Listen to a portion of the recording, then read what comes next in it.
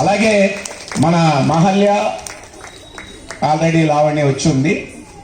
వీళ్ళని ఎంకరేజ్ చేయడమే నా యొక్క బాధ్యత. 200 మంది గురువులు ఈ హైదరాబాద్ నగరంలో మాకున్నారు.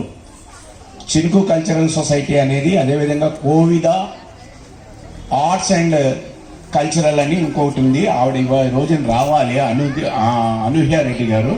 ఆవిడ సినీ ప్రొడ్యూసరు.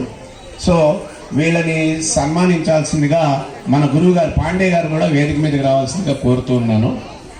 వీళ్ళిద్దరిని చేస్తే ఈ అమ్మాయి జీడిమెట్లలో ఉంటుంది. అక్కడి నుంచి ప్రత్యేకంగా లావణ్య వాళ్ళ కుటుంబం పట్ల, వాళ్ళ కుటుంబానికి వీళ్ళ కుటుంబానికి ఉన్న అనుబంధంతో ఇక్కడ వచ్చి ఈ పర్ఫార్మెన్స్ చేసింది.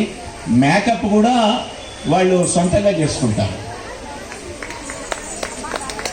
మీరందరూ కూడా ఇప్పుడు మన పిల్లలు కూడా ఈ ఇన్స్పిరేషన్ తోటి ముందుకు వెళ్ళాలని చెప్పేసి మీరందరూ కూడా అలా కృషి చేయాలని, మళ్ళీ వచ్చే సంవత్సరం కూడా నేను మంచి మంచి గురువుల దగ్గర ఉన్న వాళ్ళని బ్రాండ్ అంబాసిడర్స్గా డిక్లేర్ చేస్తూ ఉంటాను.